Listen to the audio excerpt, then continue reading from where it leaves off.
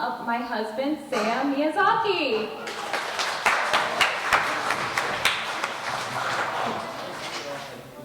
I came up with, or not that I came up with the idea of this, but I was talking first with Alexa Ward and talking about kind of like, her children and how, she was like saying like there's, no matter what happens, they're on their own path, but they're still second gen, they're still, they're still believers, they're still,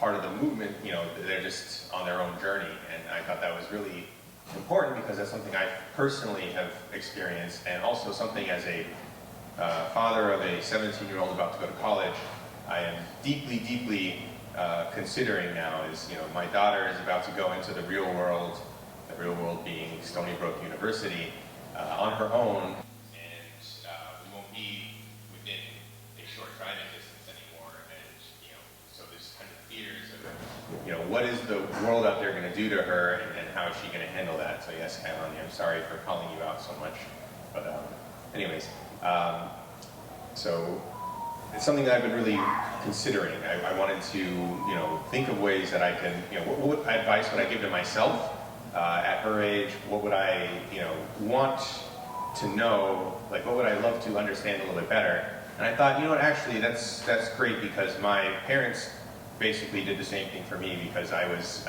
not a very connected child, I should say, to the movement. So I put it together and I'm like, I'm just going to talk about my path, what I kind of went through, and how I came back, essentially. Yes. So I guess we can start off. I should probably take out the actual notes because they're not going to be on here. All right. So if you don't know me, my name is Seiya Miyazaki. I am 36, turning 37 years old, and I'm going to try and not move too much, both because my ankle's starting to hurt again, and I don't want to mess the camera up. All right. So let's pull it up. It is here, but not connected to the internet. Okay. My apologies. All right. So essentially, the first part I want to get into is the topic. It's a sentence from Psalm 139:7. Where can I go from your spirit? Where can I flee from your presence? It's basically the understanding that God is omnipresent. God is around us all the time. You cannot hide from God. You can feel hidden from God. You can feel unseen, but God is there. God is always watching us, right? All the time. Especially when we're playing with our siblings and we're being very nice to them and kicking the ball to them and not trying to hurt them. Yes? Okay, good. I'm glad I have your attention now. Right? Yeah, you were paying attention. That's fine. So we're always surrounded by God. God's always involved with us. God is always here. I struggled with this. When I was really little, I don't know if you've heard the term spiritually open, but I saw things. I saw ghosts. I saw spirits.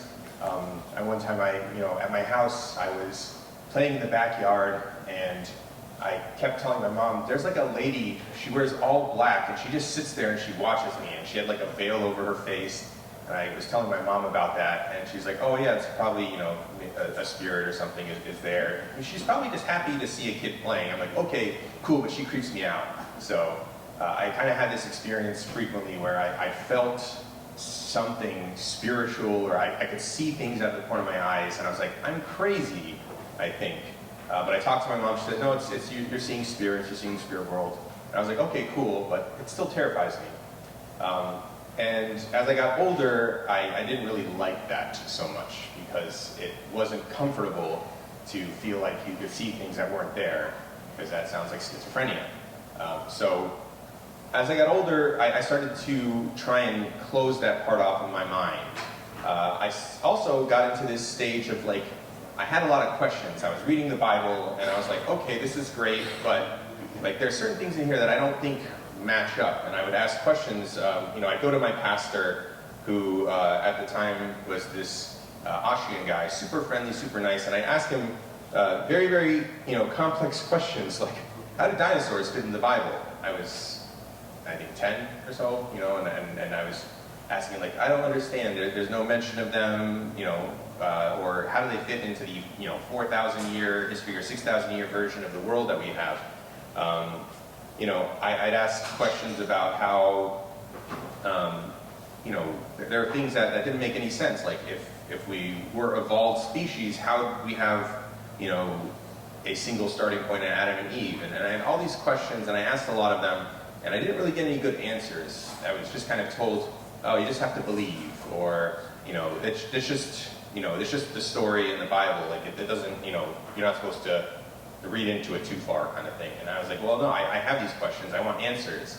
And I didn't feel like I was satisfied. And then when I had a new Korean pastor, and I was like, okay, I'm going to ask this guy questions. And I realized that the language barrier is difficult. So I had questions, and I think he had answers. I just didn't understand anything he said to me. So it was a complicated time in my life. And as I had these questions, and I was going around saying, who can answer these questions? And I didn't feel I got any of that. So, you know, it just kind of got complicated for me. I didn't really want to walk away from my God or my religion. I just didn't feel that I had any answers or opportunities that I was looking for. I was like, I don't know why this doesn't make sense, and nobody can tell me why doesn't this make sense. Then I got a little bit older. The area I lived in was really bad. I mean, there were like shootings outside of my house. Somebody got stabbed while I was playing in the front yard. It got wild. This was North Miami, and you know, my parents were like, we have to get out of here, we have to move, which I think was good because, you know, I couldn't play in the front yard anymore because the high school across the street would let out, and then there would be fights almost every single day, or I couldn't put anything in the backyard because it gets stolen, right?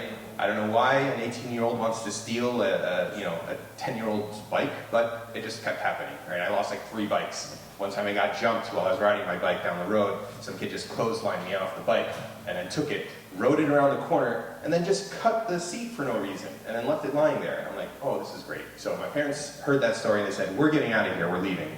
So they moved us a little bit further away so that we would have a better place.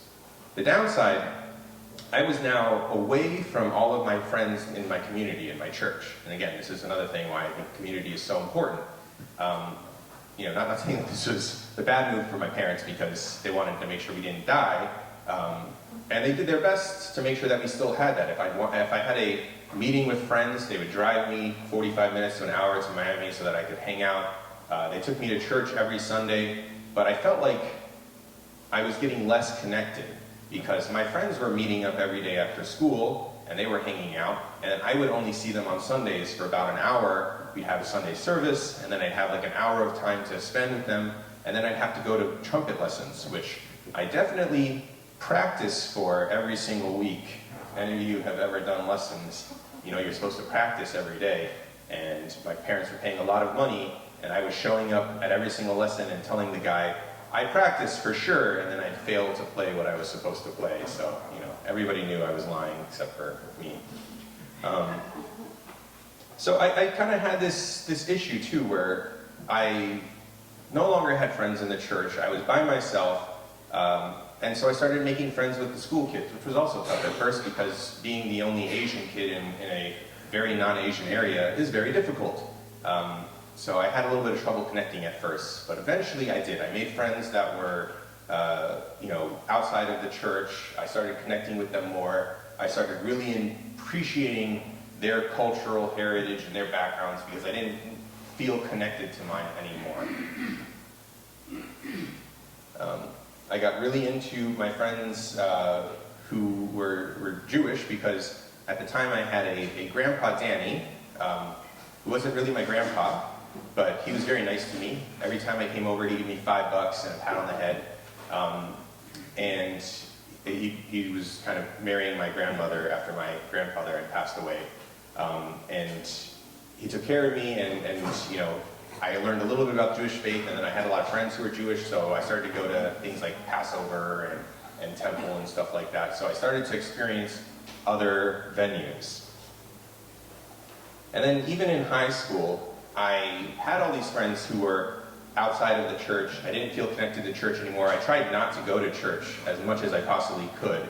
But I still didn't lose my values to a certain extent, as I was we were talking with Elijah the other day, and he was saying like, oh yeah, there was, what do we say, before, for marriage, you have no interest in girls, so you had to pretend like they don't exist, right? And you're like meeting people, and you're like, hello, hi, Sally, Sarah, nice to meet you, how are you doing? And then you have your guy friends, and you can kind of be with them. So even in high school, I felt like I was like, I was rejecting my identity, but I wasn't necessarily rejecting everything that was part of it. Then came the big change. Oh, and I didn't do any of these. I got to college, and I decided this is my time to actually be somebody different. I told my mom, I don't feel a connection to the church anymore. I don't feel a connection to any of this stuff. I just kind of want to be my own person. I don't want to go to workshops. I don't want to, do anything special over my holidays. I just want to be a normal person, live a normal life. And her response to me was actually good, because I had friends who, like all different kinds of experiences when they had this conversation with their parents. But in some ways, she said, she said, she wants me to just have a happy life. She told me God's never going to leave me, and she would never leave me, and my parents would never leave me. They will always be there for me. I just have to call them, and they will take care of me no matter what. And so I said, okay, good. So I started to try other things. For a while, I just didn't go to church at all. And if you've ever noticed, if you don't have any spiritual connection in your life, you start to feel like empty or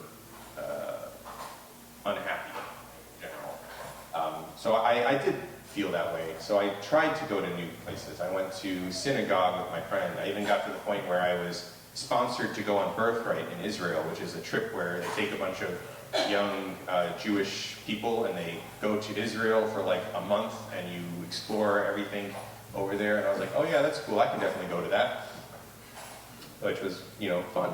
I didn't end up going because I changed my mind, but at the time I was going to synagogues, and I thought this was really cool. The Talmud was an interesting perspective on kind of biblical history. It was very logical. There was a lot of very specific parts to it that made sense to me, and I got really involved until I went to more of like a Orthodox service, and I went in there.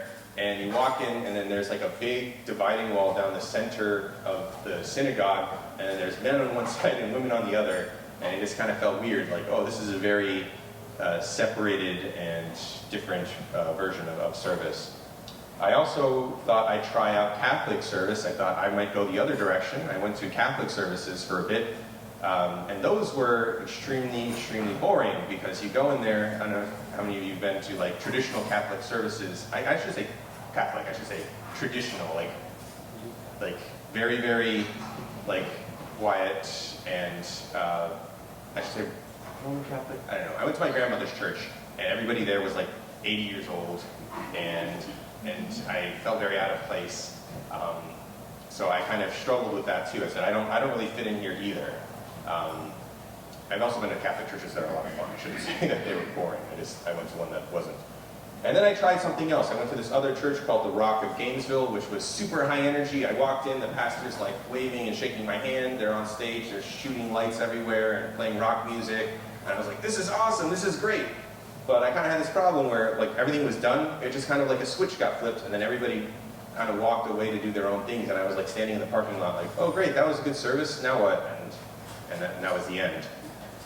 So I tried a lot of different paths, and nothing really seemed to work for me. I just kind of felt hollow all the time. And not saying that any of those are bad ways to do service, they just weren't my service. And I kind of started to unravel, I should say. By my senior year, I was extremely depressed all the time. I tried, taking medication because that's what I was told to do. If you're sad, you need to take medicine to feel better. And I did.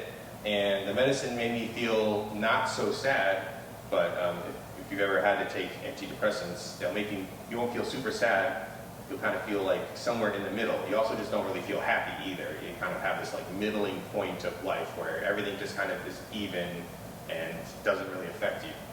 And for me, that really started to suck because, it's like you're at your friend's birthday party and you can't really get involved or enjoy anything because you just don't have the capacity to feel, right?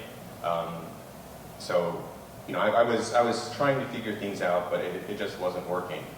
And then at one point, I decided I'm going to do what everybody else does. Again, another conversation I had recently where it feels like, people use drinking as a way to open up and talk with other people. Like you can't really just share with people. A lot of times, and it's difficult for us to have real open talks with people around us because we just can't get there. And then I found that my friends, they would drink, and then they would feel open and capable of talking and having deep connections. And,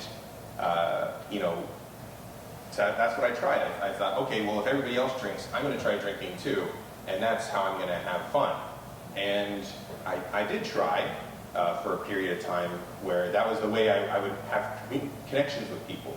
But you find that afterwards, one, you feel sick, and then two, the connections are gone. You didn't actually connect with anybody. You just had this brief, superficial moment where you felt connected with somebody, and then it's done, and then you're back to being sad.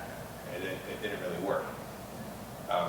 So, one night, I drank too much, and I ended up, getting on. I worked at the university in the linguistics department, so I had special keys for every building in the school.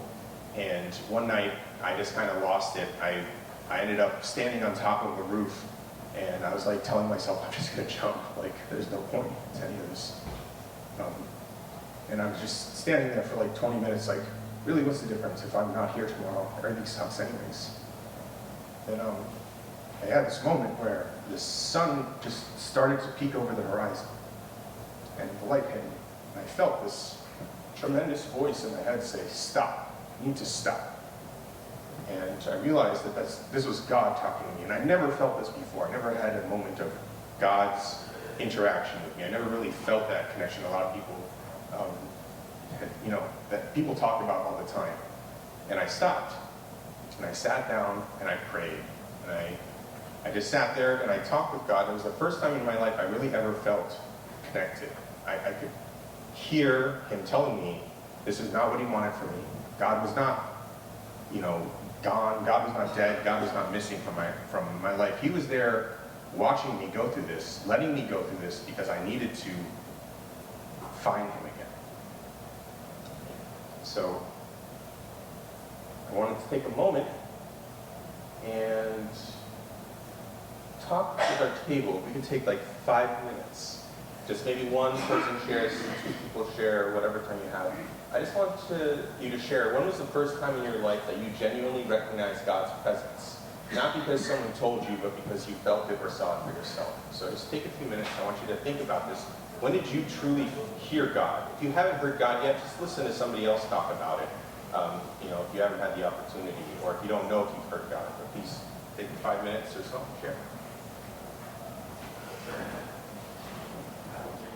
So that was nice to see so many people sharing those moments. It's nice. Sometimes you feel like putting a discussion topic can be almost like a weird segue, but I did like to see that so many people were engaged and involved.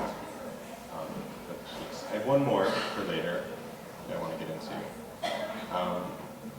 So yeah, and again, if anybody wants to share one of theirs, maybe at the end, after we do the second discussion question, we can share some of our stories or topics, because I think everybody has those moments or is going to have those moments.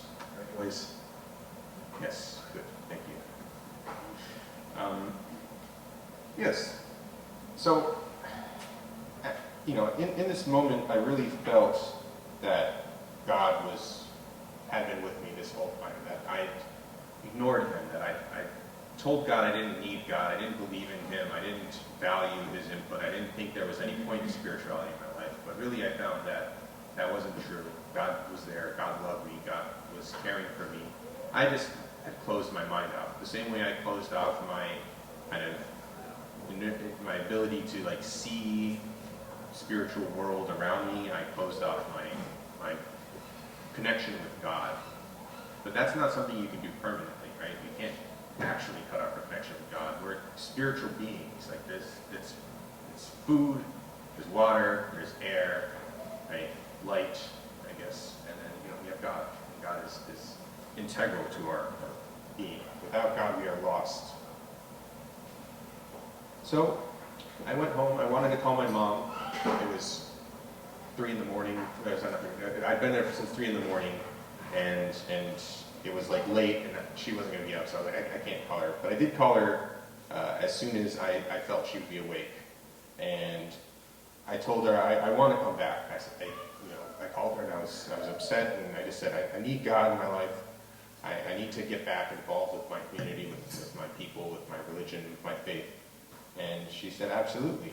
She called around. She found me camps to sign up for. She found me a job in the church that I could, go and be involved with people every day. Or I should say job. It was an internship. I didn't get paid anything except for, attaboys and a place to sleep. I didn't have to get my own food, but that's how it is.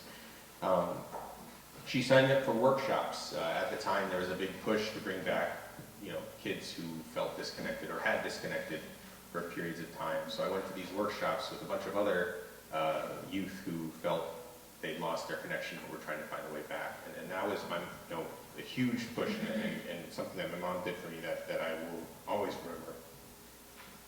She helped me find that connection again that I tried to sever and I'd been hacking at for years.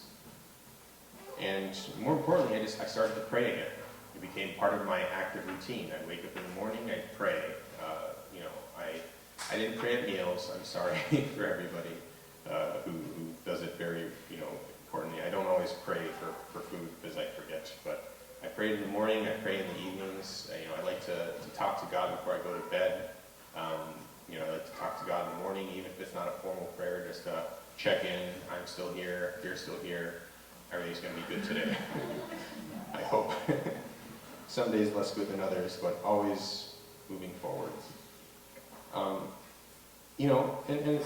This was important for me to finally start to rebuild this connection, to get more invested in my faith, and I realized that there are things I never really did, and I told myself I didn't believe in God because I never really read the Bible. Right? I'd read the Bible, parts of the Bible as a kid, but I never actually sat there and said, I want to learn from this book. I want to hear what is said. I want to listen to Jesus. I want to listen to the apostles. I want to listen to everything everybody said and take it in. Right? And I did that. I read the divine principle, all the way through, and just to understand what was going on. I read True Father's testimony. I read speeches, and the goal was just if I'm going to be a part of this, I can't ask other people for their answers to all these things. I have to find these answers myself. So I did. I went through the Bible. I went through, Divine Principle. I went through all these texts. I went through my science textbooks, and I said, okay, actually, God helped me find these connections to different things, right? Like, evolution is not necessarily counterintuitive to the Bible. It's just, that there's parts to it that are interwoven and ways that this all makes sense. And for me, that's really what clicked. God was waiting for me to say, I need to find this out myself. Instead of going to everybody else and saying, give me the answers, God wanted me to take my portion of responsibility and find my answers. Okay? Probably move on from the favorite discussion. And that was good. And I found that I called my mom. She'd help me find a place, and I'd say, okay, good. If I was feeling low, I'd call her and say, hey, I kind of have a winter break coming up. Can you find me a workshop? And she's like, yeah, sure, I'll get you a workshop. So she would call around until she found one that was taking in 20-ish-year-old kids who had troubles. And she was really my connection and my tether back. So thank you, Mom. I don't know if you're watching, but... Okay. Yes, okay, good. So for me, that was part of it. And then just through opening up, I found that the more I prayed, the more I could feel God, right? The more I got connected, the more God was there. So it is. It's like almost like working out a muscle. I've kind of talked about this before. Your faith is not just something that exists and is, strong from the get-go. It's something you do have to work on. You have to build towards. Some of us have stronger muscles than others initially, and that's great for you. Some of us are weak little people who need to build those muscles, and that's what I was doing. By praying, by worshiping, by talking to other people about my faith, I found that I was able to build up this connection to the point where God was with me, love was in me, God was able to help me guide and make decisions and change the things that I was doing in my life that were not good. So, to me, growing up, I was always told, like, if you leave the church, there's no path back in. And that's kind of what I felt I was doing as I was cutting myself off. But I found that it wasn't that I was losing my path in. I was wandering. I was trying to find the path that worked for me. And I think that both my parents knew that in the way that they talked with me, and I found that they were the ones helping me, like a lighthouse, to kind of find my way back in. That I was able to keep my connection up with them, know that they loved me, even if I didn't love myself or I didn't feel like God loved me. I knew that they were there. So, and that's another thing too, that faith is not something that we're necessarily just born with, right? I think there's a connection we all have with God, but it's not something that is just there and exists and you can ignore it like some plant in your house. The banana tree that we put into our living room because it got cold outside and we forgot to put outside, and it just sits there and it turns into bananas, right? No, it's something that has to be watered, it has to be fed, it has to grow. It takes time for these things to develop. You have to claim your faith. You have to wrestle with all the things in the world that want you to not pick faith. The social media that wants you to pick materialism or going on vacation to Mykonos and partying in Ibiza, or how do you say Ibiza? I don't know, Ibiza, something like that. It's all those things. You have to kind of wrestle against those things and decide, not necessarily saying you can't do those things, but just that you have to do them in your connection with your faith, and that's what's important. It's not just your wanderings that define you. It's who you are when you do come home. It's who you are when you've chosen to be the person you want to be. It's when you've chosen your connection to God. And you're never too far to return. Okay. So that was the main part of it. I just wanted to have one more discussion.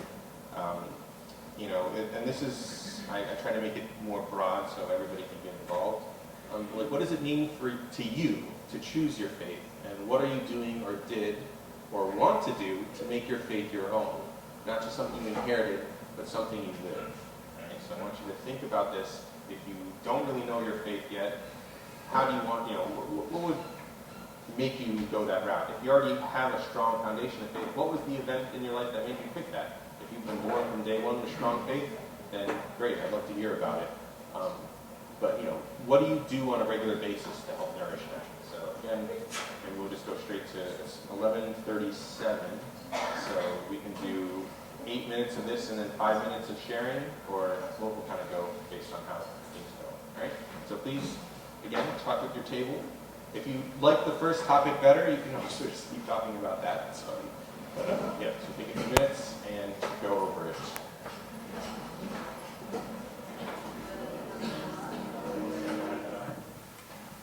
So what I share with our table is that for me, faith is kind of a elementary foundation, but it's the first step into knowing.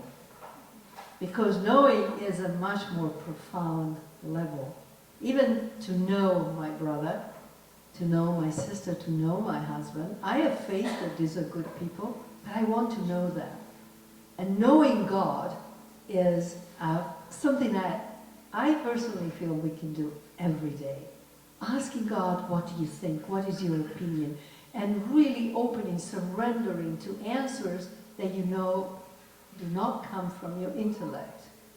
That knowledge, when you know somebody, you actually can form an incredible bond. And so is with God.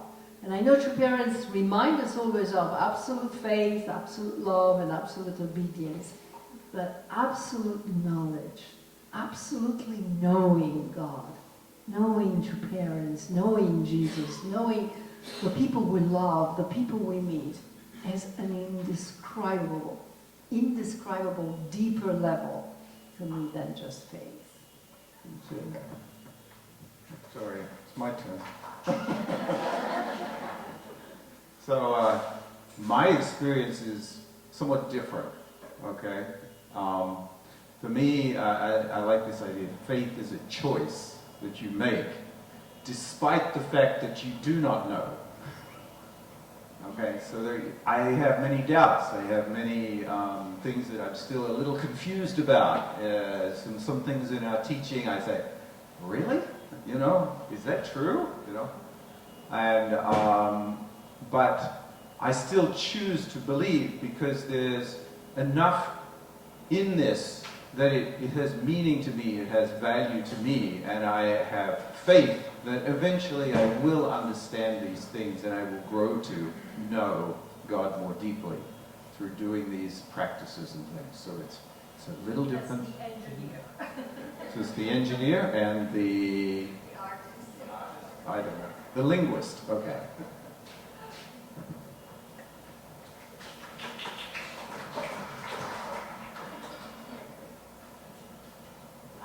What I shared with the group, it was about hope. When I didn't know the Lord, I didn't have no hope. And a father growing up, so I feel when I met the Lord, He's all God. And sometimes when you don't have a paternal father in earth, but you know you have a spiritual father out there. And when people said, you know, sometimes we're human and we fail to God, and people judge you and say, oh, you can't go back again with God, but that's not true. God always be there for you, and He's faithful to us regardless of the situation. So I always like to say hope is God. Like, God's always there, welcome us with even though you backslide, He's always there. Even though you make mistakes as a young or adult, He's always waiting for us with love. That's all I said.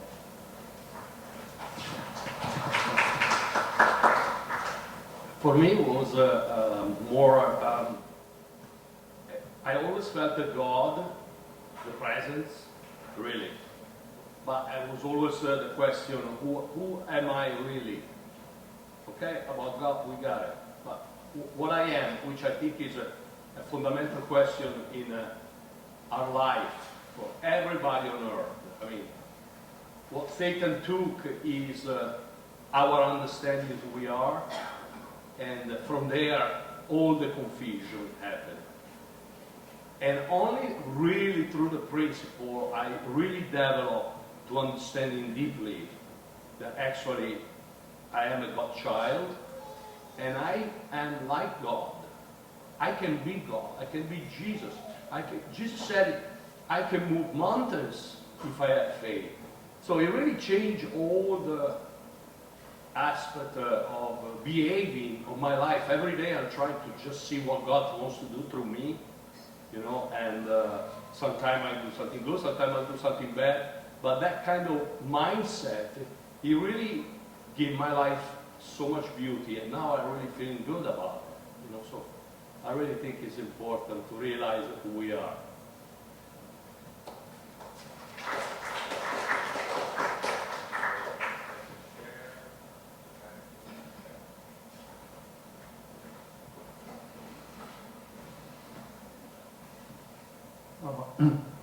Yeah, for me, the faith, the root of faith, I used to go to a Presbyterian church. Yeah. One time I asked my pastor, my grandfather never heard of Jesus, never heard of Mary, John. Where is he in the spirit world? Where is he now? He said, you know what he said? Sorry, he's in hell. Why? Because he didn't know Jesus. I said, he was a very good man. I know he was a very good man. He cannot be. He said, sorry, he didn't know Jesus. Right?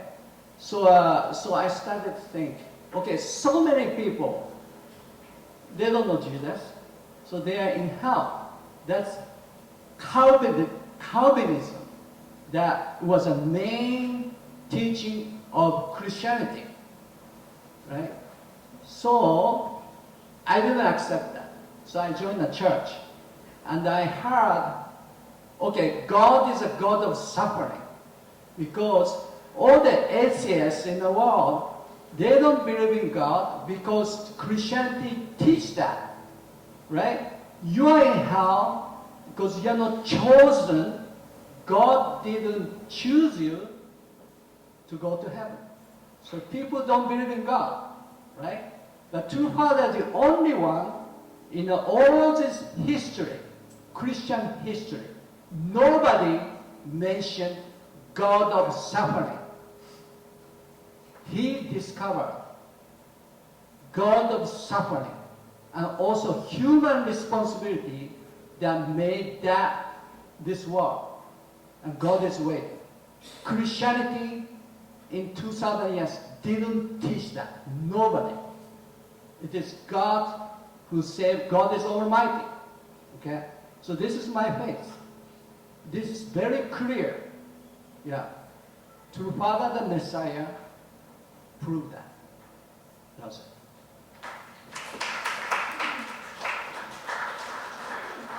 Oh, yes, thank you. So, yes, again, if anybody also during, lunch, if you want to share some more, talk some more, please do. I mean, part of the reason why we're here as a community is to bond in faith and to share with each other about, our connection. And at the core, our connection is that we are, one with God, or we're trying to be one with God. So, that this everything else, despite arguments, I might not agree with you on how to interpret the biblical word for something, or I might disagree on something that you heard from one of True Father's sermons in 1972.